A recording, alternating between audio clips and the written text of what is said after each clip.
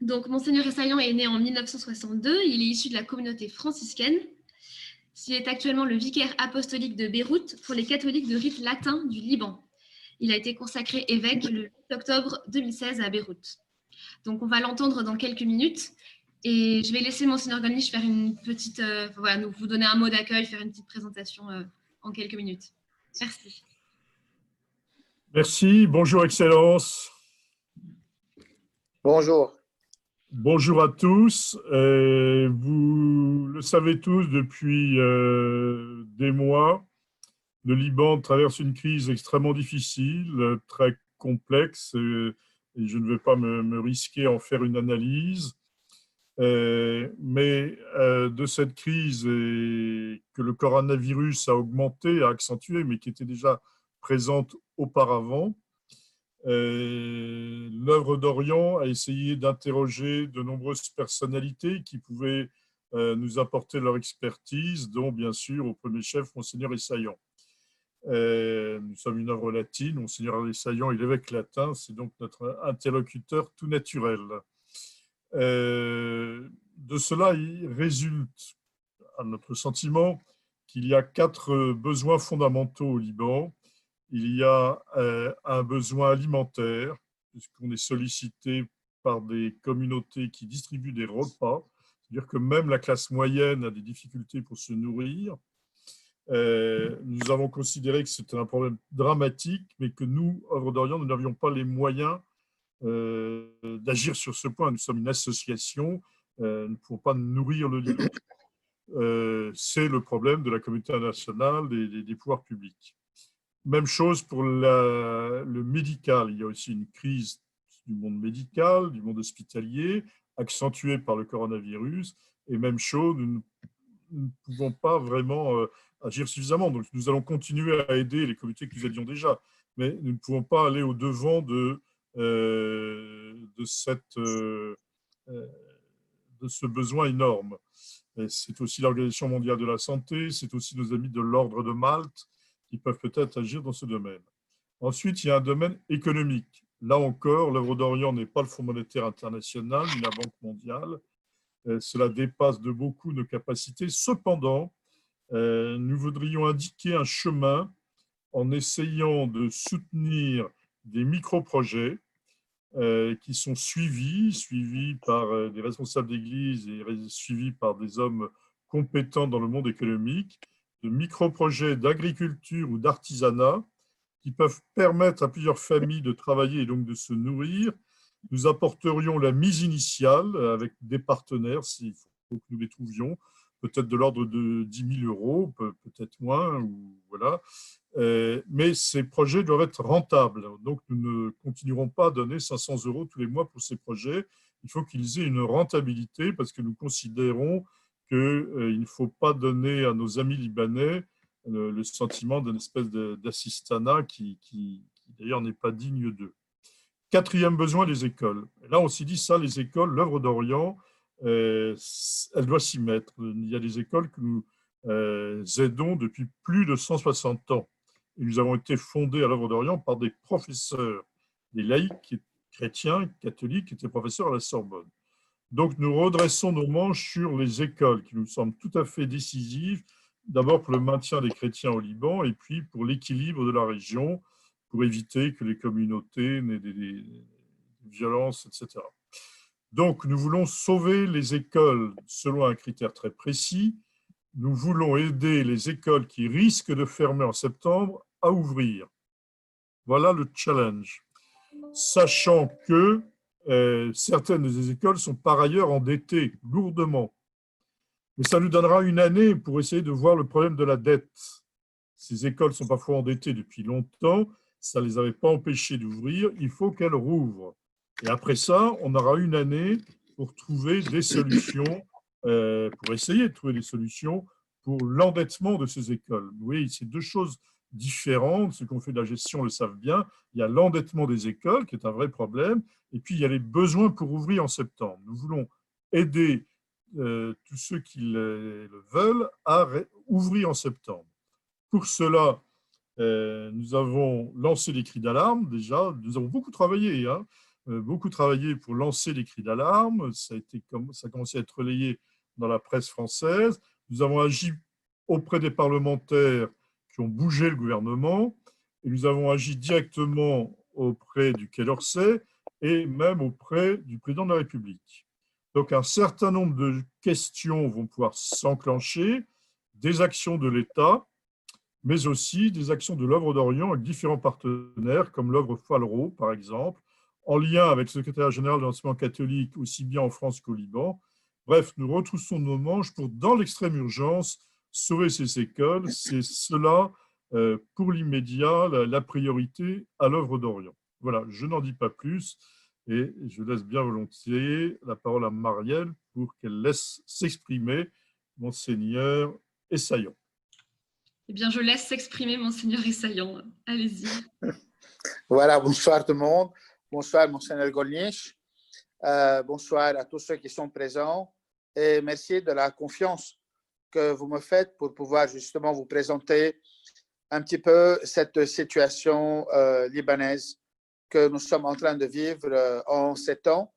Une situation qui ne cesse de changer de jour en jour, de s'aggraver aussi à tous les niveaux, les 4 niveaux dont Monseigneur Gollnisch a à peine parlé. Et voilà, je viens apporter aussi ma petite contribution en vous sollicitant vraiment de rester à nos côtés en ces temps difficiles. Vous savez, le Liban, c'est un tout petit pays de 10 452 km², donc une petite province de la France, mais sur ce territoire libanais, nous avons un mosaïque de tout ce qui se passe un petit peu dans le monde entier, soit par la richesse de notre présence, de la présence des différentes religions, soit par la richesse aussi des différentes cultures. Et cela fait une spécificité du Liban qui veut s'ouvrir continuellement au monde et à tout le monde, soit à l'Orient, soit à l'Occident. C'est un pays qui a toujours été un pays d'accueil, qui a accueilli beaucoup de gens, beaucoup de réfugiés, beaucoup de migrants. C'est un pays qui s'est fait petit à petit et qui a eu son indépendance il n'y a pas très longtemps, en 1943. Il faut dire que les congrégations catholiques missionnaires qui sont venus au Liban, ils ont été les pionniers pour l'éducation. Et il est vrai, nous en sommes vraiment reconnaissants à l'œuvre d'Orient qui, depuis 160 ans, fait de tout, vraiment pour aider nos écoles, mais non seulement, mais cette présence chrétienne, parce que c'est un pays qui se veut un lieu de rencontre entre les cultures et les religions. Le Liban est un pays, comme vous le connaissez, qui connaît beaucoup de difficultés depuis la guerre civile en 1975, mais bien avant.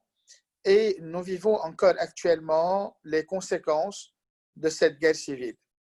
Une guerre civile qui nous a éloignés les uns des autres, chrétiens et musulmans, qui nous a fait devenir des ennemis alors que nous étions ensemble dans une même classe. Moi, j'étais élève des frères maristes à Chanville et j'étais dans le mouvement eucharistique des jeunes. Et imaginez que c'est dans un mouvement catholique. Moi, je suis né d'une famille orthodoxe et dans mon équipe, il y avait un jeune garçon musulman qui portait toujours une médaille de la Vierge. Et ça ne scandalisait personne. Nous vivions ensemble, catholiques, orthodoxes, musulmans, protestants, un petit peu dans nos lieux d'établissement scolaire, dans nos universités. Et d'un jour à l'autre, nous sommes retrouvés d'un côté et de l'autre à nous faire la guerre sans trop comprendre pourquoi. Et ce que je dis s'avère vrai parce qu'en 90, quand la guerre civile est finie, du coup, les musulmans se sont retrouvés dans ce que nous appelons les zones chrétiennes dans les restaurants chrétiens et les chrétiens dans les restaurants musulmans. C'est-à-dire que c'était une guerre où on nous a mis les uns contre les autres, mais où nous avons accepté, nous aussi, de suivre et d'être mis les uns contre les autres. Et nous continuons encore aujourd'hui à subir les conséquences de cette guerre. D'une part, l'occupation syrienne jusqu'en 2005, et puis les différents gouvernements qui sont venus, les uns après les autres, mais où sont contenus continuellement les différents dirigeants de la guerre civile qui continuent encore aujourd'hui à gouverner au Liban. Je le dis pourquoi? Parce que souvent, quand je parle des écoles catholiques et autres, on me parle du gouvernement libanais, on me parle de la corruption, on me parle de la révolution que nous avions commencé le 17 octobre. Et c'est vrai, c'est vrai. Le pays va mal non pas à cause des étrangers, il va mal à cause de nous. Nous n'avons pas su reconstruire notre pays au cours des années. Et donc, nous nous retrouvons un petit peu tous dans une situation très difficile à tous les niveaux, mais à un niveau sociologique qui reste alarmant. Et c'est pourquoi aujourd'hui, nous avons besoin de réfléchir ensemble et de décider ensemble quel Liban nous voulons pour demain. Pour nous, la situation est claire. Le Liban, son identité est d'être un pays pont, un pays message entre les cultures, entre les religions. Le pape, le Saint-Pape Jean-Paul II l'a défini comme un message et nous voulons que ces termes du pape Jean-Paul II ne soient pas et ne soient plus un slogan qu'on se lance, mais une réalité que nous voulons construire jour après jour ensemble. Une des choses que notre président de la République a faites quand il a été aux Nations Unies, il y a quelques mois, c'est d'exiger et de demander que le Liban soit reconnu comme le lieu du dialogue et des cultures et des religions. Et je crois que nous sommes capables de construire un Liban pareil. Et donc, le Liban n'est pas fait, nous avons à le faire. Et une des composantes qui fait ce Liban du vivre ensemble, ce sont les écoles catholiques. Pourquoi les écoles catholiques? Parce que nos écoles catholiques, ce sont des écoles qui sont disséminées partout sur le territoire libanais. Ils ont joué un grand rôle au niveau de la culture, au niveau de l'éducation. Imaginez, c'est vrai dans toutes nos écoles, mais surtout dans nos écoles catholiques jusqu'à il y a quelque temps, nous étudions les trois langues, l'arabe, le français et l'anglais. Et ensuite, il y a tellement de centres culturels que beaucoup de Libanais étudient aussi l'italien, l'espagnol et d'autres langues aussi. Et nous sommes ouverts à ce monde où nous allons pour étudier et puis nous revenons de là où nous avons été pour apporter quelque chose de nouveau à notre pays. Donc, nous croyons que l'identité libanaise est une identité qui rassemble et qui veut être aujourd'hui encore, et il est pour le monde, ce laboratoire du vivre ensemble.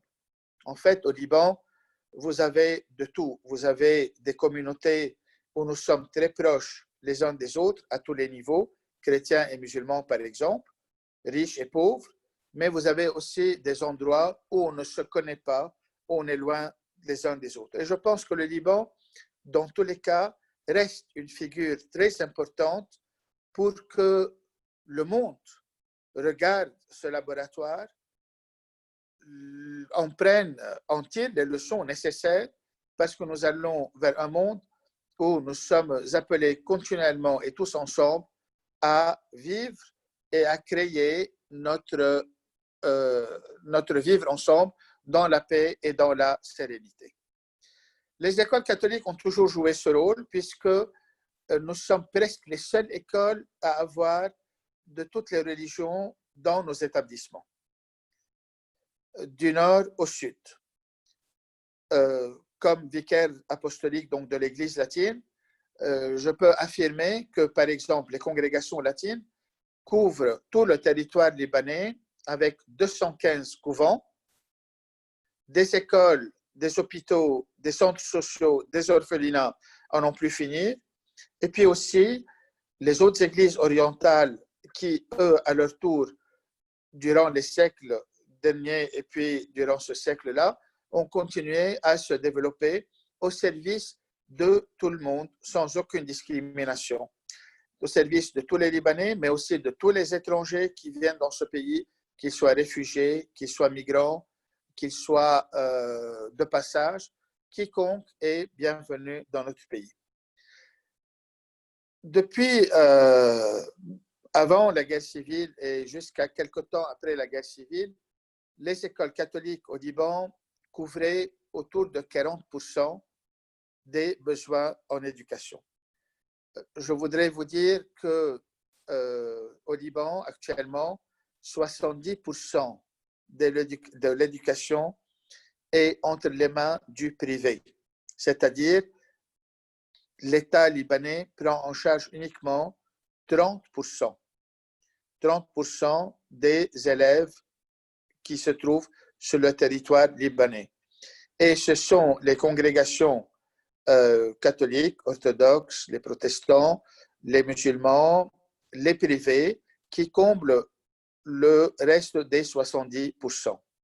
Et donc, ce rôle est très important et nous fait découvrir combien l'État libanais a encore besoin de ces écoles pour pouvoir assurer l'éducation à tous ses enfants. La deuxième chose, c'est que nous avons les écoles publiques où les élèves vont gratuitement, évidemment, en payant une petite taxe, disons.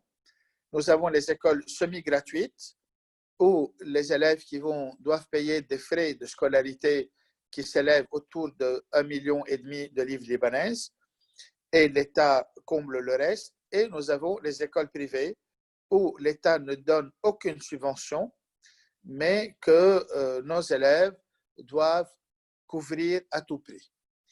Et depuis la guerre civile et après, il y a eu un développement d'écoles qui a fait que vraiment tout le territoire libanais pouvait être couvert. Donc, je disais que les écoles catholiques couvraient autour de 40% des besoins pour l'éducation, mais à partir de 1992, avec la possibilité de donner ou de recevoir une licence d'ouvrir une école, petit à petit, nous avons commencé à chuter. Depuis 1992 jusqu'à aujourd'hui, nous couvrons uniquement 20% des besoins de l'éducation. C'est-à-dire qu'un nombre d'écoles privées est né un petit peu partout au Liban, d'écoles laïques, d'écoles aussi religieuses musulmanes, et cela a fait que nous avons perdu, entre guillemets, un certain nombre de nos élèves. Aujourd'hui, je peux affirmer que sur les 2900 écoles qui se trouvent au Liban, couvrant 1 million et quelques d'élèves, nous avons 331 écoles catholiques, donc, et nous avons 192 000 élèves. C'est-à-dire, nous couvrons plus ou moins 19 à 20% des besoins. Ces écoles catholiques sont très importantes. Quand la crise libanaise a commencé avec la révolution en octobre dernier, et quand nous avons vu que la crise économique a augmenté, nous nous sommes retrouvés entre évêques et organisations non gouvernementales pour réfléchir ensemble sur la situation. Et comme Monseigneur Gornish l'a dit, nous nous sommes penchés sur le premier besoin, qui sont les produits alimentaires. Et effectivement, aujourd'hui, toute l'Église catholique, comme aussi tout le monde, les musulmans, l'État libanais, tous essaient de répondre à cette urgence alimentaire, même en demandant des aides qui viennent de l'étranger. Et une des choses qui était importante que nous avons relevées, mais qui n'a pas eu un suivi assez rapidement, c'est le fait de dire que l'éducation au Liban et dans nos écoles est aussi importante, et des fois sinon plus, pour sauvegarder la présence des personnes sur le territoire libanais. Il ne s'agit pas seulement de leur donner à manger, il s'agit de sauvegarder nos institutions catholiques. Je vais m'expliquer pour qu'on me comprenne pas mal. Sauvegarder nos institutions catholiques, pourquoi? Parce que jusqu'à aujourd'hui, et tant que cela sera, nos institutions catholiques sont l'expression de la mission de l'Église sur le territoire libanais, une expression de mission qui va dans le sens de prendre soin de chaque enfant, chaque élève, chaque adolescent en voie de devenir adulte pour sa formation intellectuelle et aussi pour sa formation humaine. Dans la liberté que l'Évangile nous donne, dans la liberté et le respect de la religion de chacun et des croyances de chacun et aussi des appartenances politiques de chacun. C'est pourquoi le vivre ensemble au Liban entre chrétiens et musulmans, mais non seulement, entre riches et pauvres aussi, est garanti dans nos institutions catholiques et garanti dans notre façon de faire et d'être. C'est pourquoi nous disons que tant que la mission de l'Église aujourd'hui passe par les institutions qu'elle a, nous allons tout faire pour sauvegarder les institutions. Si un demain, nos institutions passent aux mains de l'État libanais, nous chercherons aussi d'autres voies de mission que nous sommes déjà en train de chercher. Mais tant que nous pouvons collaborer et nous pensons que l'éducation est un point fondamental pour le vivre ensemble, nous allons continuer à œuvrer de toutes nos forces pour sauvegarder nos écoles catholiques. Là, je voudrais vous donner un exemple ou deux. À part l'exemple que j'avais donné quand j'étais élève à Chanville, nous étions en réunion et voilà que nous entendons ce témoignage. Ce n'est pas moi donc, qui ai entendu cela en premier, mais c'est un ministre qui nous a raconté cela. C'est un ministre qui était au sud Liban, a donné une conférence à l'occasion des diplômes de fin d'année pour les élèves du brevet. Et il était dans une école maronite. Dans cette école, il y a 1500 élèves, desquels moins de 100 sont chrétiens. Alors, ce ministre pose la question à la directrice de l'école en lui disant « Ma sœur, comment est-ce que vous voyez votre présence dans cette partie du Liban? Comment est-ce que vous voyez votre mission ?» Et la sœur répondit « Nous la voyons de cette façon. Nous représentons la troisième voie. » Qu'est-ce que cela veut dire? Ça veut dire que la première voie, qui est celle des écoles publiques, la deuxième, qui est celle des écoles privées, que ce soit les écoles publiques ou que ce soit les écoles privées dans cette partie du Liban, sont tenues par les chiites et par les partis chiites. Là, si vous voulez, je vais ouvrir une petite parenthèse. Je ne sais pas s'il est acceptable dans le monde entier que des partis politiques soient eux-mêmes ouvrent eux-mêmes des écoles. Un parti politique est un parti politique qui a sa doctrine, sa façon de faire, son propre agenda politique. Ce n'est pas possible qu'un parti politique devienne aussi un lieu d'éducation à un niveau national. Bien que tous les partis politiques veulent œuvrer pour la nation, mais nous savons très bien, et vous le savez aussi bien que moi, que nous n'allons pas toujours dans cette direction et que la nation souvent vient après les intérêts propres des partis politiques. La seule là répondit en disant « Nous représentons la voie finalement de l'ouverture, un pays qui est différent. Nous représentons aussi une voie de salut. » Vous voyez que la situation des écoles catholiques est donc très importante. Du nord au sud, de l'est à l'ouest, nous avons de tous ces enfants qui viennent vivre ensemble. Comme je le disais, depuis 1992, notre nombre a diminué, c'est vrai. Mais nous avons cherché de tous côtés à maintenir une qualité d'enseignement. Cela a été des fois aux dépens des plus pauvres, parce que souvent on dit que nos églises catholiques sont très chères, c'est vrai, mais il faut reconnaître que dans nos écoles catholiques, le pauvre, entre guillemets, a toujours eu sa place.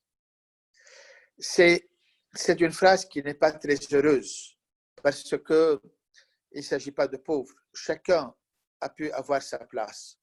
Et les enfants qui étaient en difficulté financière, ces enfants-là, la plupart d'entre eux, dans nos écoles catholiques, ont reçu soit une aide financière, soit ils ont été accueillis gratuitement, soit aussi ils ont eu la possibilité d'échelonner leurs frais de scolarité.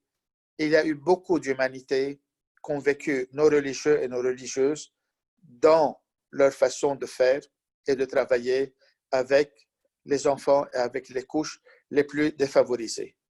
Tous ont le droit, chrétiens et non chrétiens, mais pauvres ou riches, d'accéder au meilleur de l'éducation que nous pouvons leur offrir. Et c'était une politique qu'ont poursuivi nos congrégations continuellement au cours des années. Peut-être certaines ont créé une classe d'élite, si vous voulez, mais la plupart sont restés au service de tout le monde, absolument tout le monde. Et ça, c'est très important parce que nous avons continué à ouvrir des chemins de liberté à ceux qui n'avaient pas toujours les moyens de le faire.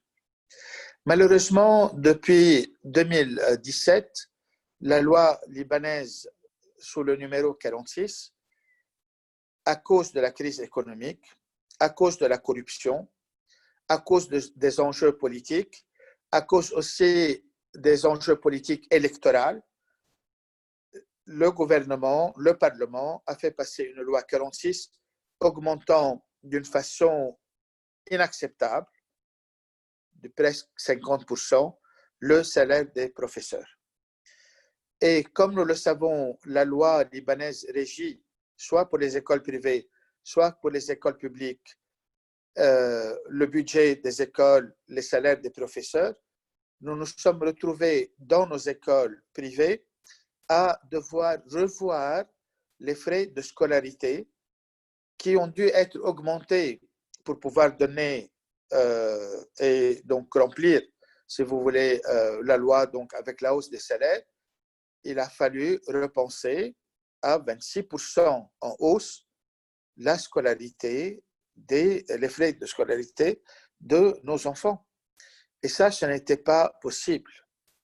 À partir de ce moment-là, nous avons commencé à perdre en possibilité, en capacité financière de soutenir les écoles et de voir un avenir meilleur. Là, je voudrais ouvrir une parenthèse pour dire que j'entends souvent des critiques. Ah, voilà que telle école était en train de construire, telle école était en train de faire telle et telle autre chose. C'est vrai, jusqu'en 2016, bien que nous ayons en tête et en vue une possible crise économique, les congrégations et leurs institutions se trouvaient suffisamment bien pour regarder le futur avec confiance et se dire, nous allons quand même aller en nous développant parce que nous désirons servir plus selon nos critères évangéliques, nous désirons servir plus et améliorer nos prestations, si vous voulez, éducatives. Et donc, plusieurs congrégations à ce moment-là se sont même endettées pour construire parce qu'elles savaient que leurs institutions étaient solvables et donc qu'elles pouvaient donc rembourser les dettes. 2016, la loi 46 nous a montré que 2017, que c'était fini, que nous sommes tombés dans le piège et que nous n'arriverons pas à nous en sortir facilement. mes chers amis, je n'aime pas jouer aux personnes qui croient au complot.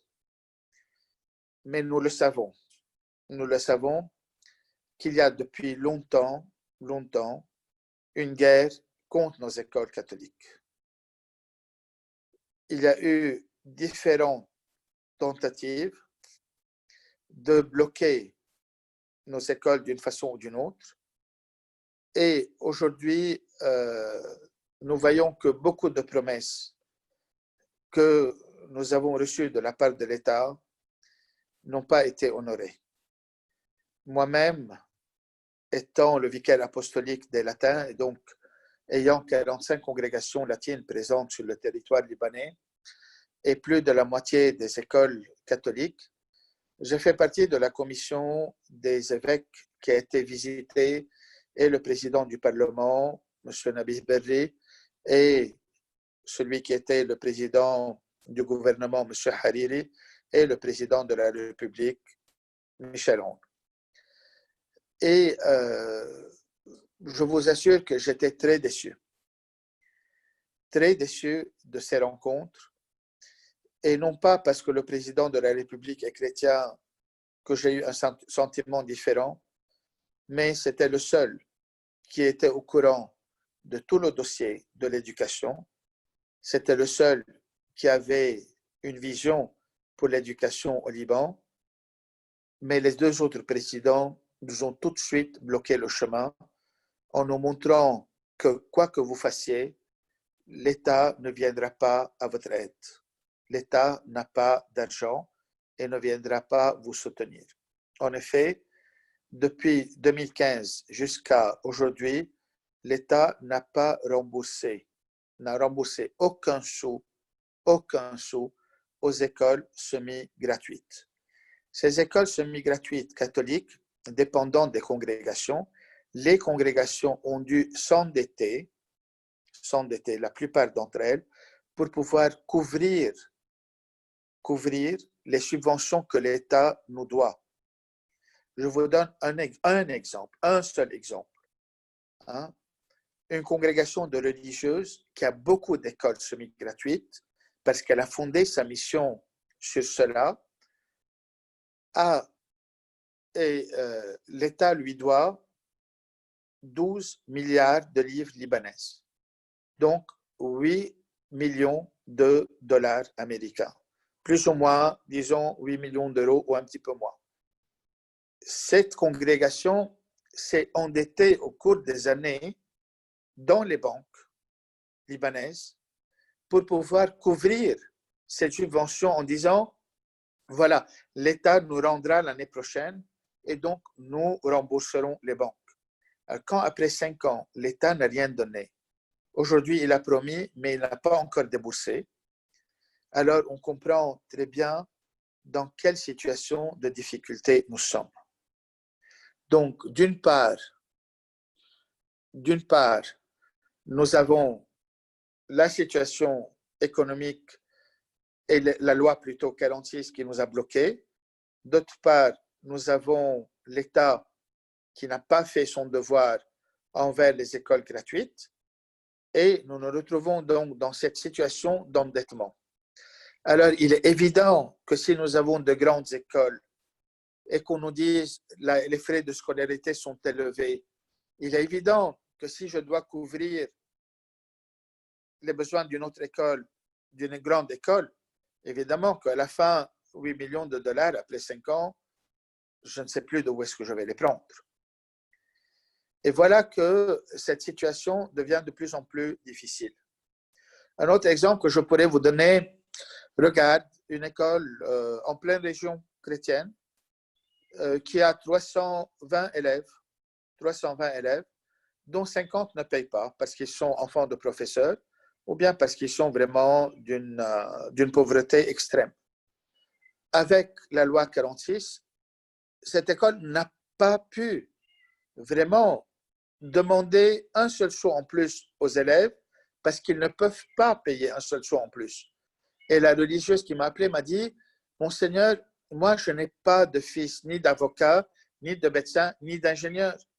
Ce sont des gens, la plupart, qui travaillent au jour le jour, qui gagnent à l'heure, qui sont là. Comment je vais faire pour m'en sortir?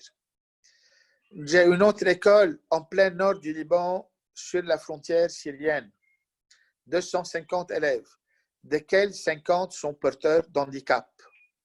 100 qui sont dans les classes élémentaires et qui doivent recevoir une subvention de la part de l'État, et 100 qui sont dans les complémentaires qui payent, si vous voulez, des frais, mais des frais qui sont dérisoires.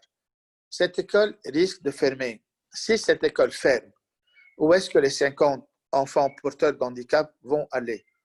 Où est-ce que les autres 100 de l'école semi-gratuite vont aller? Et l'autre, la dernière centaine, où est-ce qu'elle va continuer à aller? Puisqu'il faut se déplacer assez loin pour retrouver une école, et déjà les déplacements, les frais d'autocar vont coûter encore plus. Vous voyez, nous avons pensé avec cette loi 46 peut-être, où l'État a pensé aux grandes écoles, à ceux qui déjà peuvent subvenir à leurs besoins et aux autres. Mais on n'a pas du tout pensé à toutes ces petites écoles dans les différentes régions, dans les différents villages, qui font un travail qui est énorme, qui aide les chrétiens à rester enracinés dans leur village, au lieu, encore une fois, de les voir se déplacer vers la ville ou en dehors du pays pour justement vivre une vie qui n'est pas digne d'une personne humaine, parce que ce n'est pas là qu'est notre endroit. Voilà, si vous voulez, en bref, cette urgence dans laquelle nous vivons, et je parle de point de vue financier. Mais il y a une autre urgence, celle d'aider nos écoles catholiques à rester dans leur mission et dans l'identité libanaise de vivre ensemble.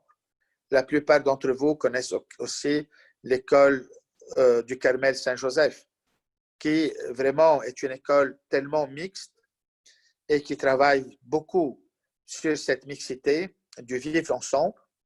Une des écoles, comme beaucoup d'autres écoles, mais c'est dans nos écoles catholiques le plus, si vous voulez, où nous avons essayé de travailler le document sur la fraternité humaine, où nous croyons réellement au vivre ensemble, non pas parce que nous aimons seulement le Liban, mais parce que nous croyons profondément que c'est le message aussi évangélique. Et c'est pourquoi, vraiment, nous ne pourrons pas aujourd'hui aller de l'avant sans être soutenus à tous les niveaux. À tous les niveaux. Je remercie vraiment l'œuvre d'Orient de cette initiative, de cette visioconférence, pour que nous puissions ensemble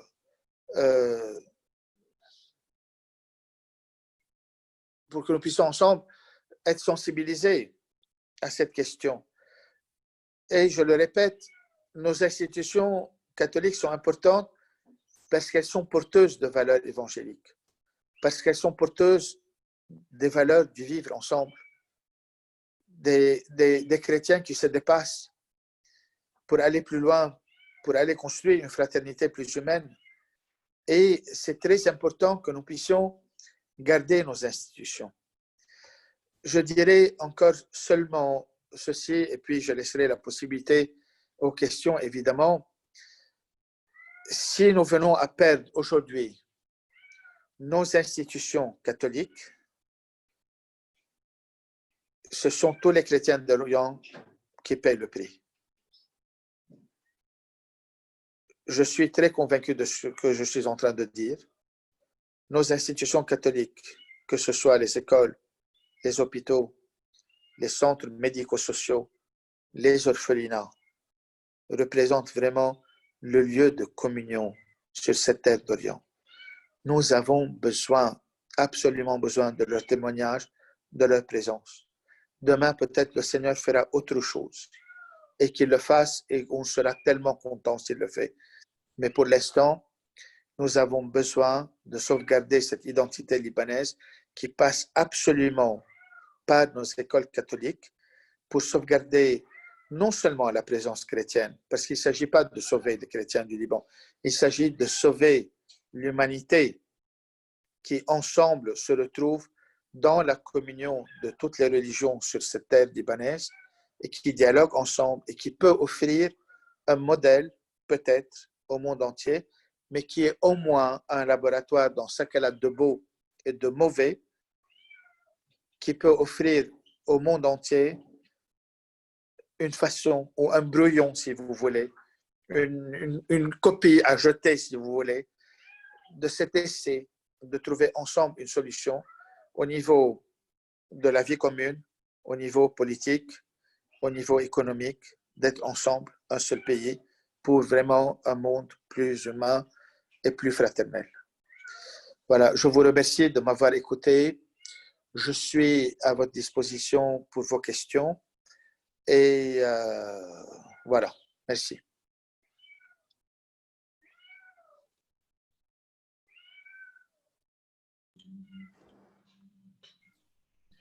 Merci beaucoup, Monseigneur, pour cette conférence très intéressante. J'ai appris beaucoup de choses. Alors, pour les personnes qui ont des questions, vous pouvez les poser en cliquant sur Q et R en bas de votre écran, à l'écrit, et puis je les poserai à l'oral.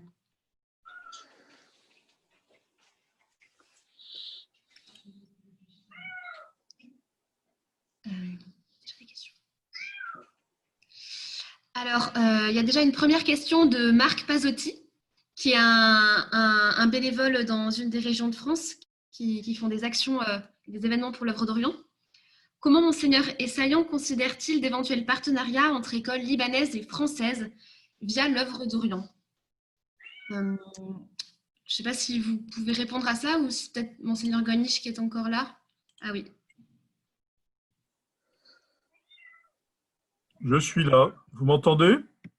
Oui. Oui. Je voudrais juste dire un mot, d'abord remercier Monseigneur Essayan pour sa conférence et son témoignage. Je voulais simplement vous dire que cet après-midi, nous avons eu une réunion avec les responsables du ministère des Affaires étrangères. Je n'ai pas pu y aller puisque j'étais avec vous, je n'ai pas le don d'ubiquité, mais de cette réunion, il résulte qu'il va y avoir un fort soutien de l'État français vers les établissements homologués et labellisés. Et un autre soutien de l'État français, nous avons beaucoup travaillé à cela, pour les établissements qui ne sont ni labellisés ni homologués. Et ce sera une action de l'État français explicitement pour les écoles chrétiennes francophones du Moyen-Orient. Mais ça ira cette année en priorité vers le Liban. Cette dernière action ne sera pas des sommes considérables, mais d'abord, ça peut avoir un effet levier, parce que si l'État français abonde à ce don, à ce fonds, ça va déclencher beaucoup d'autres partenaires qui, ayant que l'État s'engage, le feront aussi. Et ça renoue une tradition qui était perdue, disons-le clairement, de soutien de la part de la France pour les écoles chrétiennes francophones. Donc, voilà, ça va dans le bon sens. C'est une action qui nous a demandé beaucoup de travail depuis des mois et des mois, mais je pense qu'elle va aboutir de manière à débloquer les fonds cet été pour la rentrée de septembre. Sans oublier l'action de l'œuvre d'Orient, de Raoul Follereau et d'autres associations catholiques encore. Voilà, c'est ça que je voulais souligner. Voilà, je laisse les gens poser leurs questions. Merci.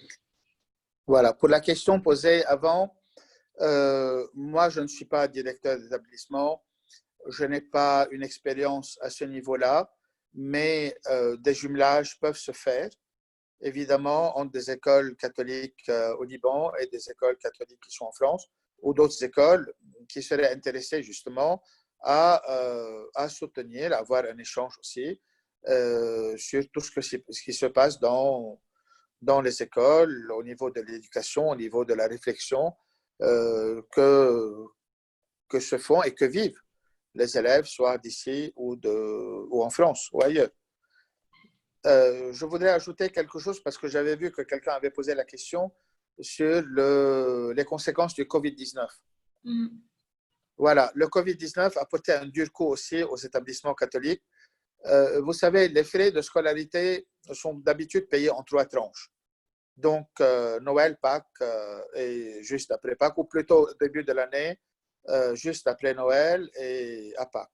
Donc, une fois que les élèves n'ont plus été à l'école et que la crise économique est là, le Covid-19, beaucoup de personnes vraiment ont perdu leur travail. C'est une situation qui est impossible. Donc, beaucoup de parents se sont trouvés dans l'impossibilité de payer les frais de scolarité du troisième versement. Et donc, beaucoup d'établissements n'ont pas pu payer leurs professeurs.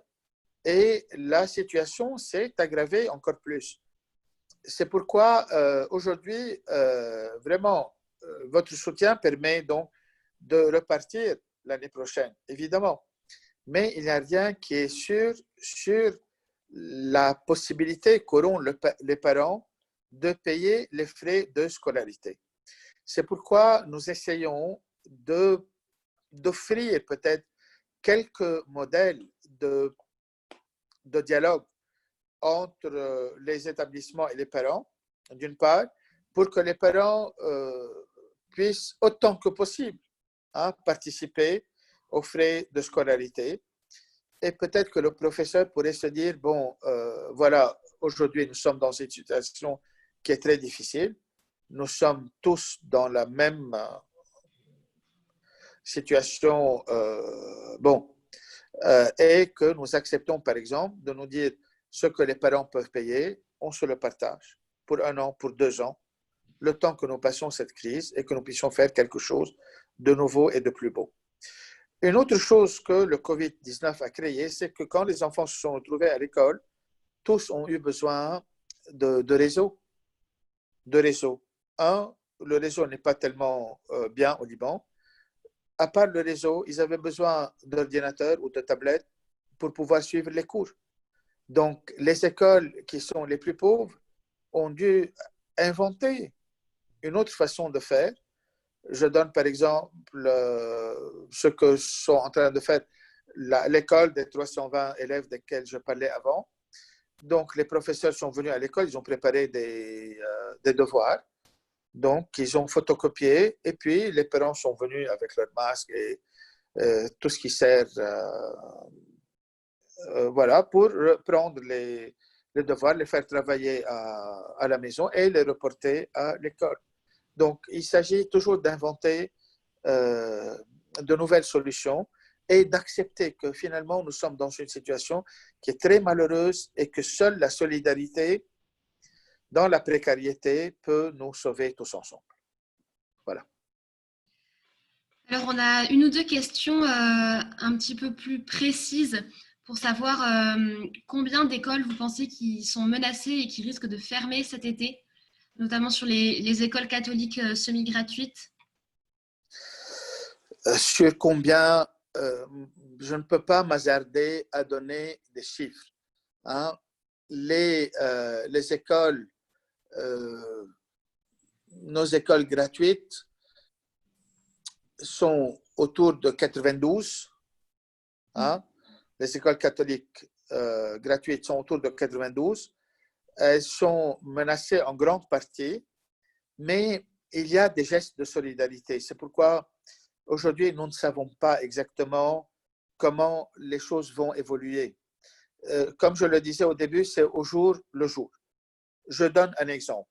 Je reçois les professeurs de l'école de la montagne qui me disent « Monseigneur, parlez aux religieuses, nous ne voulons pas fermer l'école. » Mais il est impossible, en voyant les chiffres, que l'école ne ferme pas et que les élèves de cette école qui sont au nombre de 120, 150, même 200, peuvent aller dans une autre école qui n'est pas très loin non plus. Mais vous avez un cadre de 25 à 30 professeurs avec employés, etc., qui risquent de perdre leur emploi. Donc, 30 familles à nourrir l'année prochaine, et déjà dès maintenant. Donc, des fois, c'est la municipalité, donc la commune, les députés et d'autres personnes qui viennent, qui disent on va se rassembler ensemble et on va demander aux sœurs de prendre en charge l'école pour les années à venir et nous nous arrangeons pour les dettes et nous nous arrangeons pour autre chose. Donc, il y a des mouvements de solidarité à l'intérieur du pays qui travaillent pour sauver. Il y a beaucoup d'instances qui travaillent aussi dans ce sens-là. Évidemment, l'œuvre d'Orient, Raoul Folero que vous avez cité avant, l'aide à l'Église en détresse, etc. Donc, Et de l'intérieur du Liban, il y a aussi ces Libanais du village qui ont des Libanais qui ont émigré à l'étranger. Alors, ils font les contacts et des fois, il y a quelqu'un qui vient de l'étranger qui débourse une bonne somme d'argent et sauve l'école, disons, pour l'année qui vient, en attendant de voir comment la situation va évoluer. Nous pensions autour de 80%, mais je crois qu'avec les gestes de solidarité, ça va beaucoup, beaucoup diminuer. Ça, je l'espère de tout cœur, parce que les gens qui vivent dans les villages, ils ont le droit de grandir eux aussi. Ok, merci. On va peut-être prendre encore une ou deux questions. Il y a des questions sur les écoles protestantes. Est-ce que vous avez Quelles sont vos relations avec les écoles protestantes et est-ce qu'elles font face aux mêmes problèmes? Tous font face au même problème, tous, absolument tous. Et le lycée franco-libanais aussi fait face au même problème. Hein? L'université américaine a renvoyé plus de 1500 employés, professeurs et autres. Tous, nous sommes dans une situation très difficile. Et aussi les écoles protestantes. La différence, c'est sur qui nous pouvons compter en dehors du Liban. Donc, si dans les villages, ils peuvent compter sur les Libanais qui ont émigré, ou sur l'œuvre d'Orient, ou sur Raoul Folero, si les musulmans peuvent compter sur les pays arabes, etc. Donc, nous, sur qui pouvons-nous donc compter? Sur qui peuvent compter les protestants? Et les protestants, je crois qu'ils ont des aides aussi, qui viennent des églises de la Réforme, de l'étranger, et ils sont soutenus aussi pour ça. Mais nous avons tous vraiment de grandes difficultés. Les écoles orthodoxes aussi, elles ont ces difficultés. Elles sont des fois soutenues par quelques pays étrangers, mais la difficulté concerne absolument tout le monde. Ok, merci. Je crois que Monseigneur Gornish voudrait encore dire un mot. Je crois que je ne l'ai pas dit tout à l'heure. Donc, dans les jours qui viennent, notre ministre des Affaires étrangères va venir au Liban. Ouais. Voilà. Et ce n'est pas pensable qu'il ne parle pas des écoles. S'il ne parlait pas des écoles, à son retour en France, on lui ferait sa fête. Comptez sur nous.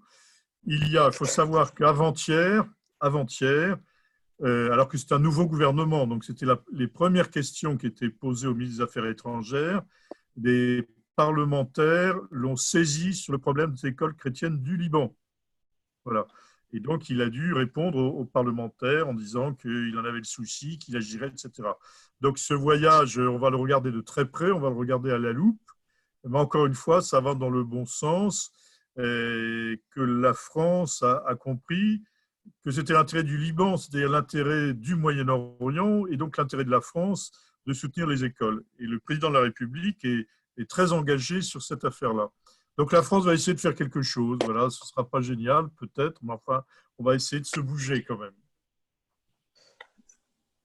Oui, même ici, la vidéo de l'Assemblée nationale, quand ils ont posé la question au ministre des Affaires étrangères, a fait le tour du Liban. Et l'ambassadeur de France travaille beaucoup sur cette question des écoles. Et vraiment, c'est très appréciable et c'est très beau ce qui est en train d'être fait. Peut-être que la France ne résoudra pas, ni l'œuvre d'Orient non plus, tous les problèmes qui existent, mais ça fait boule de neige. Ça fait boule de neige, c'est-à-dire que quand quelqu'un commence, d'autres reprennent le flambeau et ensemble, on fera quelque chose. Ce qui m'inquiète, c'est à quel point est-ce qu'on sera rapide. Vous savez, la date butoir était le 5 juillet pour le renouvellement des contrats des professeurs dans les écoles. L'État libanais a renvoyé ça jusqu'à la fin juillet. Donc, si pour la fin juillet, les écoles n'ont pas, disons, trouvé la réponse pour qu'en septembre tout reparte, il y a des professeurs qui risqueraient encore d'être licenciés. Et c'est pourquoi nous avons besoin d'une action incisive et rapide, même si, disons, l'argent n'arrivera que plus tard, mais que les établissements se disent, bon, on va se donner encore 2, 3 mois, 4 mois, on va tenir et on va tenir ensemble, mais parce que nous savons que ça ira dans quelques mois. Ok, merci beaucoup. Donc, à propos du soutien qu'on peut apporter aux écoles du Liban, aux écoles catholiques libanaises, l'Œuvre d'Orient a lancé un comité de soutien pour les écoles du Liban qu'il est possible de soutenir sur Internet. Donc, je vais vous envoyer le lien. Je vais envoyer le lien à tout le monde. Et on a également une petite vidéo qui reprend un petit peu, ça fait un petit peu un bilan de la situation des écoles du Liban et de pourquoi, de la richesse qu'elles représentent pour le Liban et de pourquoi il faut les soutenir.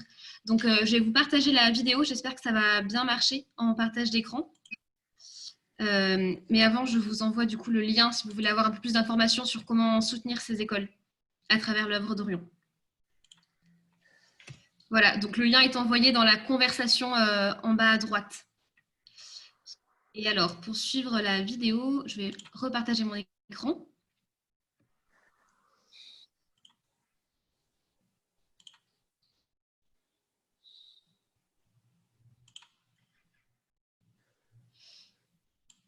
Okay.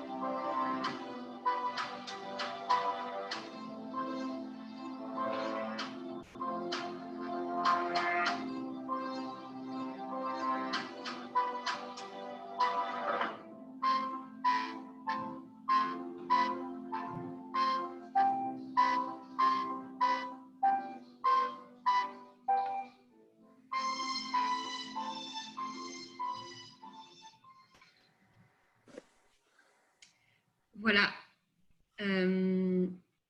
Merci beaucoup, Monseigneur Essayan, d'avoir pris de votre temps pour nous donner cette conférence, pour nous donner ces informations précieuses.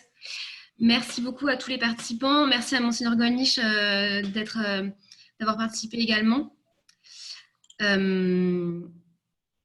Voilà, à bientôt pour une prochaine conférence. J'espère. Donc, on était 120 participants aujourd'hui. Vous ne pouvez pas voir le nombre, donc ce qui est pas mal, vu le beau temps aujourd'hui. Merci beaucoup. Merci beaucoup à Monseigneur. vous. Merci à vous, Monseigneur Golnisch. Merci, Marielle. Merci pour la confiance et toujours à votre disposition, puisque nous œuvrons tous ensemble pour le bien commun et pour la sauvegarde de nos chrétiens un petit peu partout et surtout en Orient. Merci encore et bonne soirée. Merci à vous.